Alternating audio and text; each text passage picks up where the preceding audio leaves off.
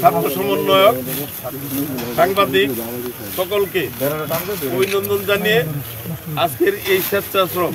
আসলে আপনারা দেখতে পাচ্ছেন যে আপনারা জানেন 5ই আগস্টের পর থেকে আমাদের স্টেডিয়ামটি খেলার অনুপযোগী হয়ে আছে। বর্তমানে সামনে আমাদের অনেকগুলো টুর্নামেন্ট আসছে। আমরা সকলে ক্রীড়া সংশ্লিষ্ট সকলে যারা আছেন জেলা প্রশাসন সহ সমন্বয়ক এবং স্বেচ্ছাসেবক সকলে মিলে আজকে একত্রিত হয়েছি আমাদের মাঠটাকে খেলার উপযোগী করে তোলার জন্য। এবং আপনারা জানেন যে বিগত সময়ের আমাদের মাঠের যে অভিযোগগুলো আছে সেগুলো আমরা অতি সত্বর দূরত্বেই আমরা সেগুলো নিয়ে আলোচনা করব এবং ঊর্ধ্বতন কর্তৃপক্ষের নির্দেশনা অনুযায়ী সেইভাবে কাজ করব আমরা। জামালপুরের যারা ক্রীড়ামোদী আছেন তাদের সবার জন্য এই স্টেডিয়ামটা আসলে খুব চাওয়ার একটা জায়গা। বিভিন্ন কারণে বেশ কিছুদিন ধরে এই স্টেডিয়ামে খেলাধুলার চর্চাটা আসলে থেমে গিয়েছিল এবং দীর্ঘদিন এটা ব্যবহার না হওয়ার কারণে এটার কিছু সংস্কার প্রয়োজন হয় এবং সেই সংস্কারের জন্যই আজকে এখানে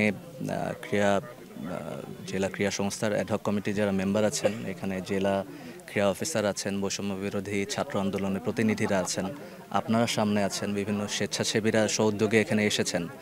তাদের সবাইকে নিয়ে এই মাঠটা খুব দ্রুত আসলে খেলার যোগ্য করার জন্য একটা পরিচ্ছন্নতা প্লাস সংস্কার অভিযান শুরু হয়েছে।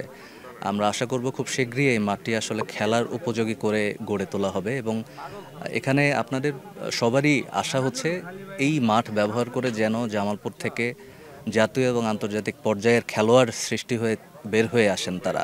আমাদেরও সেটাই চাওয়া এবং সেই লক্ষ্যে বিভিন্ন ধরনের খেলার চর্চা শুরু করা এবং সে প্র্যাকটিস করার উদ্যোগ জেলা ক্রীড়া সংস্থার যে অ্যাডহক কমিটি তারা নিশ্চয়ই গ্রহণ করবেন এবং সেটার সাথে যথাসাধ্য আমাদের যতদূর সম্ভব জেলা প্রশাসন পাশে থাকবে।